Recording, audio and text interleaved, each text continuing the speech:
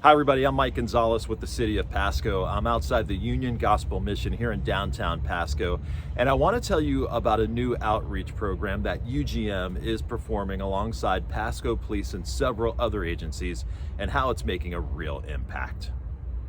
It's Tuesday, September 7th, right around noon. John Penney leads this 5-person team that includes Pasco Police Officer Eric Fox, Veteran Service Officer Desiree Dugan, SARC Human Trafficking Assistant Denise Perez, and volunteer Ron Hicks into a world few people get to see up close. What do we got in the bag?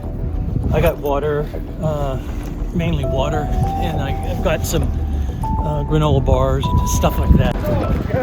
Penney is the outreach coordinator at the Union Gospel Mission in Pasco. He's been leading this team on homeless outreach missions in downtown Pasco for 5 months now. Back it up. We should probably check with you to see if y'all are all right. No, we're just saying everything back. Yeah, we're good. That's a great dog. Thank you. The goal, reach the homeless where they are. Right away, the team finds 39-year-old Army veteran Patrick Farnham and his 43-year-old girlfriend Rosalind. The pair have been camped out on 3rd and Columbia for several days now. The outreach team is a welcome sight. So you're a veteran, huh? Yes, 12 years. So how long you been on the streets? For 5. And coincidentally, well, I shouldn't say this, but it's actually the VA's fault that I'm here. Really? Well, tell me about it. I mean, they messed up my pay when I was going to school at CBVC. And instead of helping me out, they made it they compounded the situation. Yeah. And the guy told me to buckle up for the ride. Anytime you have a barrier, even for any of us, when you're acclimated to your environment, you can get frustrated with a simple task. Imagine having to, for his case, call the VA, having to file all these other paperworks, trying to get back into housing. Like, those are big, daunting tasks. To talk to somebody, say, here, I'm not here to arrest you, I'm not here to check you for warrants or anything like that, but we're working together with the mission. What can I do to help you start the process to get into some long-term housing, and then to see some reactions and people accept the help and whatnot? It's huge. This work is hands-on and the day is hot. Long hours are spent walking downtown Pasco, and the program is finding success. The team has contacted 58 homeless residents in Pasco over the past 5 months, connecting 29 of them with various services. 12 of those people have found permanent housing, and 3 military veterans have been enrolled into housing services. For Officer Eric Fox, this work takes on a personal meaning.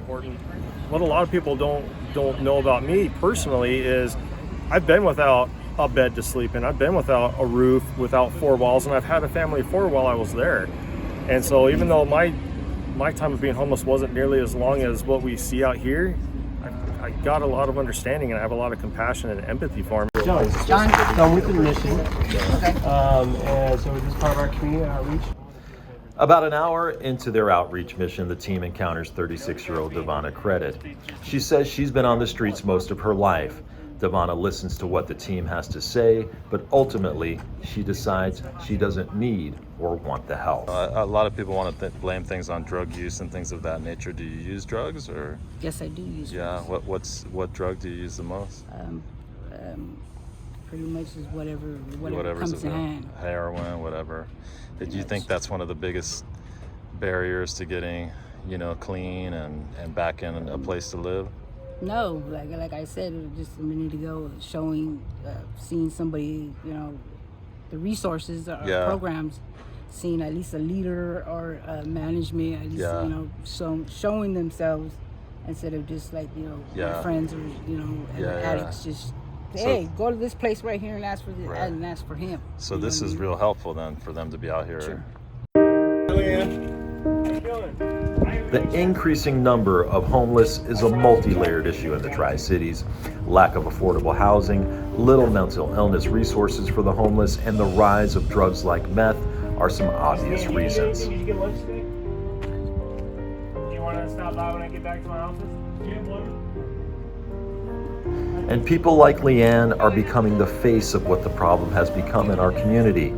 For those most addicted to drugs and the most in need of mental health services, there's very little help. Pasco and the surrounding cities don't have a drug detox or mental health facility where they can receive treatment. It's a real source of frustration for Officer Fox. And not having a detox facility for people to go to, it's it's creating havoc. Yeah, and you really see that. How much of a difference do you think kind of that in-between detox center could make in terms of providing those services? I think it would make quite a bit of a difference. When we did have a voluntary detox facility here in Pasco, a lot of times you could talk to people and you could get them to agree to go down there, but not having it, they're stuck staying on the street, and what are they going to do? They're going to go out and they're going to find their next fix, and it's just a revolving cycle. As the outreach work is coming to a close, the team spots a woman living inside a cardboard box. This encounter is anything but friendly. Leave somebody alone and let me be. Sure. I'm trying to be alone. I just wanted to know if you need lunch or anything. No, I ate lunch over there. Okay. Well, I'm the case manager with the mission. You guys never do this any other day, but you're going to do it today? Come on. Does that get frustrating a little bit, John? Does it get frustrating, or is it something that you get used to? So contextualizing, right? In my normal life, if someone had like an outburst like that, I might be offended, but contextualizing that this person's sleeping in a box, maybe coming off substance usage, she's in that withdrawal stage. She has no tolerance for me right now. I have to respect that, right? Yeah. I took on the responsibility of trying to start the conversation, but even if she is unhappy with me now, I'll still talk to her again. It's totally fine, not personal in the least bit. She didn't even look at me, right? So it's not frustrating. Yeah. Before the team heads back to the Union Gospel Mission, they check on Patrick Farnham one more time. Only time will tell if they can add Patrick and Rosalind to the list of their growing success stories.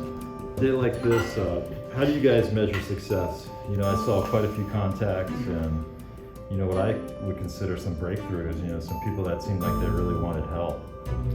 Today, we don't measure success through the outreach, we measure success through the follow-up.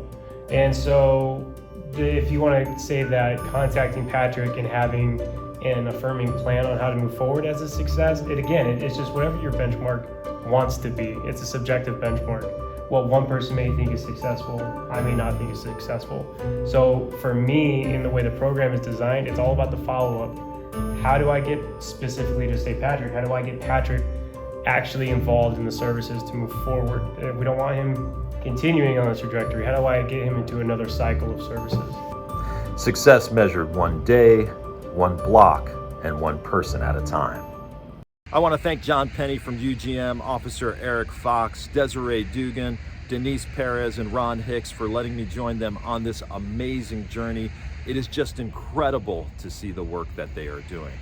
Well, if you have a question or comment for me, please email me at gonzalezm@pasco-wa.gov.